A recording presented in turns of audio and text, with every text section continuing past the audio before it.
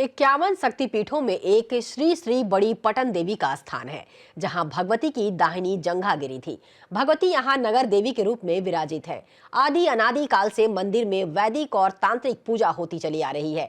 मंदिर में भगवती मां महाकाली, महासरस्वती, महालक्ष्मी एक साथ पूजनीय है।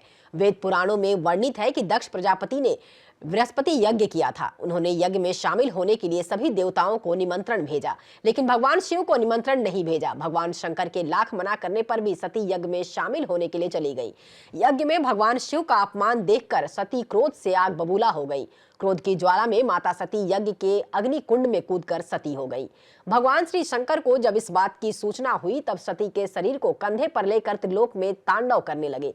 तब भगवान विष्णु ने अपने चक्र से सती के अंग को टुकड़ों टुकड़ों में काट कर गिराने लगे। इसी के तहत सती के शरीर के अंग भंग होकर और आभूषण 51 स्थानों पर गिरे। इन स्थानों पर मां और भैरव अवतरित हुए। इन्हें शक्तिपीठ कहा गया। यहाँ पर मां की दाहिनी जंघा गिरी थी, जिसके बाद से ही इन्हें श्री श्री बड़ी पटन देवी कहा गया। सैकड़ों वर्षों से यहाँ श्रद्धालु पूजा अर्चना करते चले आ रहे हैं। भगवती के मंदिर में भक्तों की यहाँ सभी मुरादें पूरी होती हैं। महंत विजय शंकर गिरी बताते हैं कि दुर्गा पूजा के दौरान नगर रक्षिका नगर भ्रमण भी करती हैं।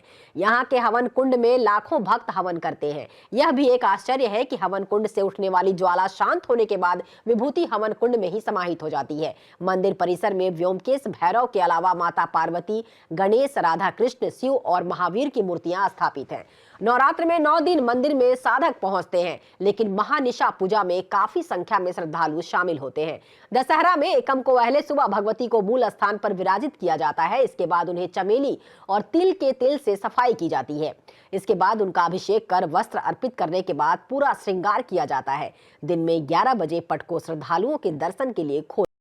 आयोजन यहाँ हर एक साल फेर बदल कर नहीं होता है। ये शक्तिपीठ है। यहाँ सती का दाहिना जंघा गिरा है पट के साथ।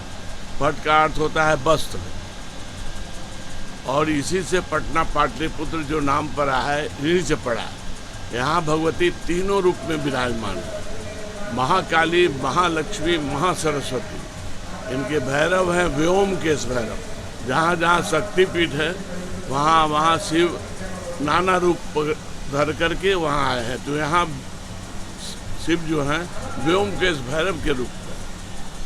ये नगर रक्षिका है, नगर भ्रमण करती है। ये पुराण में इनका नाम सर्वानंद करी है, सभी प्रकार की आनंद को देने वाली। ये नगर भ्रमण करती है। वो पावर अभी हम लोग को नहीं दी है कि साक्षात देख सके, लेकिन ये साफ पता चलता है। पैर की आहट, पायल की आवाज़ सब पता चलता है कि यहाँ पड़ रहा है। अब कहाँ जाती है वो हो जाती है। यहाँ पर कुछ प्रशासन भी है और हम लोग मंदिर सेवा समिति के कुछ सदस्य लोग हैं, जो कि दोनों को मिलकर ये विधि व्यवस्था को बनाए रखे हैं। और अभी तक तो ठीक चल रहा है। कल से इस भीड़ बढ़ने की संभावना है। कल से बहुत ज़्यादा ही भीड़ रहेगी। अब उसको नियंत्रण हम लोग किया जा रहा है। हमारे पास 60 लड़का है। हमारे कार्यकर्ता 7 लड़का है, जो बहुत अच्छे से सबका सेवा करते हुए, सबका ध्यान रखते हुए, किसी को कोई तरह का नुकसान ना हो, किसी को कोई तरह का दिक्कत ना हो, कोई बच्चा ना भुला जाए, किसी का सामान ना चोरी हो जाए, सारा चीज़ देखते हुए हमारे सारे लड़के लोग मेहनत से, ईमानदारी से, श्रद्धा से सब सेवा में लगे हुए हैं। सुबह से लगे हुए हैं, 4 दिन से लगे हुए हैं। बस माँ से यही दुआ करती हूँ कि सबको खुशी रखे वो, बस यही दुआ करते हैं। आज किस देवी की पूजा अर्चना की जा रही है? बड़ी पटन देवी का। क्या नाम है? हम पश्चिम दरवाजा से आए हैं। क्या आज माँ की आराधना हो जा रहा है? क्या कामना करने के लिए आए? बस मेरा पढ़ाई अच्छे से हो और कुछ अच्छा करे जीवन में। यहाँ पे हाँ, ऐसा भीड़ कितने घंटों भीड़ में लग क्या पाएंगे यहाँ पे? हर बार तो हम 8वें या 9वें दिन आते हैं, तो उससे तो कम है भीड़ अभी। यहाँ माता का दाहिना जांग पटबस के साथ गिरा है। यहाँ पे मतलब कि लोगों का इसलिए भीड़ जमता है कि ये शक्तिपीठ है, इसी कारण से। और भीड़ इतना रहता है कि बहुत दूर दूर तक मतलब कि लाइन लगा रहता है, और माता का लोग आराधना करते हैं, पूजा करते हैं और माता की सेवा